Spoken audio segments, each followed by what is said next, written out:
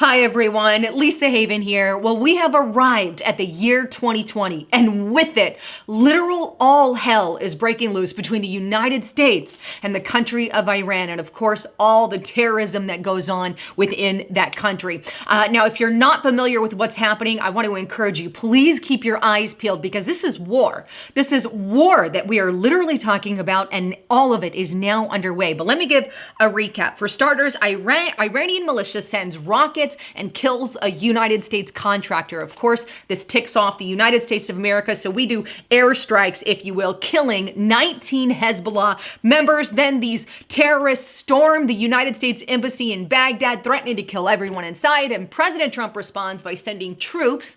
Thank God we got an amazing president willing to do that, but he sends troops to protect and surround the U.S. embassy there, and then the United States kills the Iranian general. Take a look at APnews.com. U.S. kills Iran most powerful general in Baghdad air strike. Now, as a result of all that and our latest strike, and this is the mainstream media story, by the way, just to add that, I'm sure there's more to it, but nonetheless, I just want to hit the basics. But in response to that, of course, Iran is now threatening massive retaliation. Take a look at this article on NBCnews.com. Iran vows revenge and harsh retaliation after the United States kills its top general.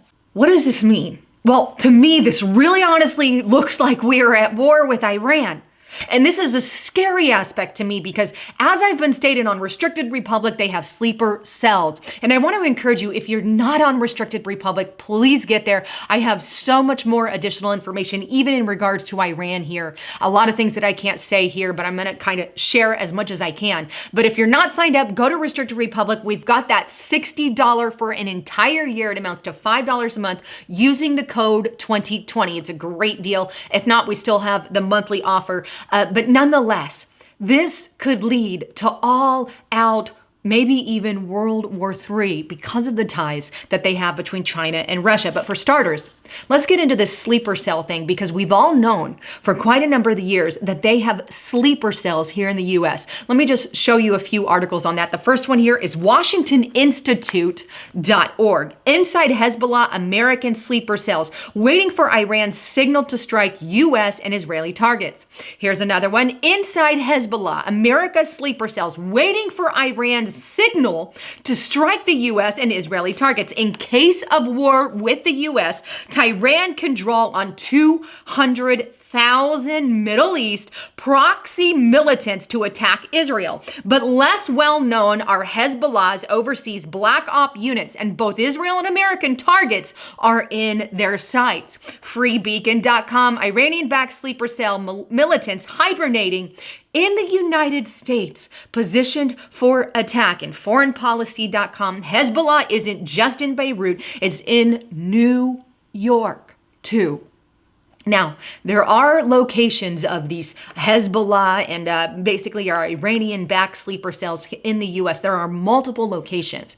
And in fact, authorities know where they are, but they haven't done anything to stop them. Why? Well, it's beyond me.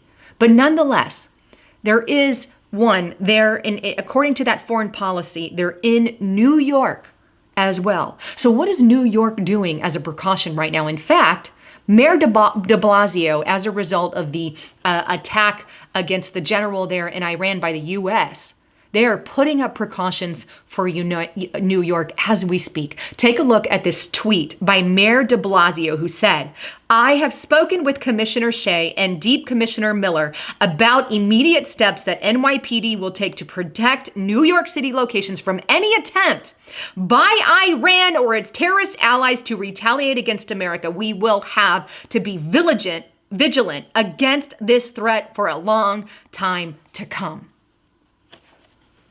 If that's a recent tweet, all in 2020. So apparently, New York City, New York, NYPD, they're concerned and preparing in the event of a strike or a retaliation strike against Iran. Because as you saw in the NBC article just a moment ago, they have threatened with harsh retaliation.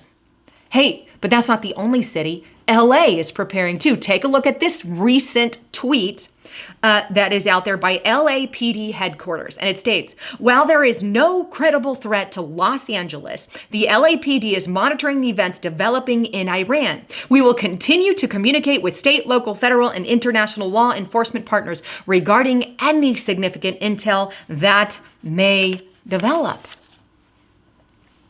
So here we have cities preparing for Iranian attacks as a result of what's going on. Needless to say, we need to pay attention because this is, I think, critical to what's going on right now. And look, we already have tensions in economy. That aside, with our tensions in economy, maybe they want to start some kind of war, right? To help the economy like they often do, unfortunately. But what also scares me about Iran is the recent drills that they conducted with two mega giants, China, your communist Chinese, and Russia. Take a look at this article on Al Jazeera. China, Russia, and Iran begin joint naval drills. And this was December 27th of 2019. Tensions are rising. We already have tensions with Russia. And of course, China wants to freaking take over the world and implement their money as the world leading the way, right? They want to rule the world. You see, there's a lot of talk of wars and rumors of wars going on, just like spoken of in biblical prophecy, right? But right now, I think we all need to be praying for this situation. I think we all need to be praying because the last thing I want is a war. The last thing you want is a war. But it seems tensions are rising and we need to pay attention. Anyhow, I'd love to get your thoughts, comments, and concerns. What do you think about all of this? And I do read them and I do comment when I can, but I get like 1,000 a day. So I'm better.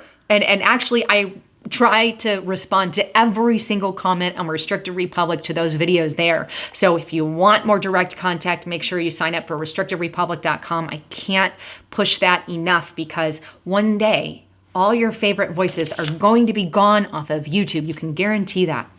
They're already basically suppressing our numbers, suppressing it from getting out, not sending out notifications. I've contacted YouTube numerous times and they are refusing to respond.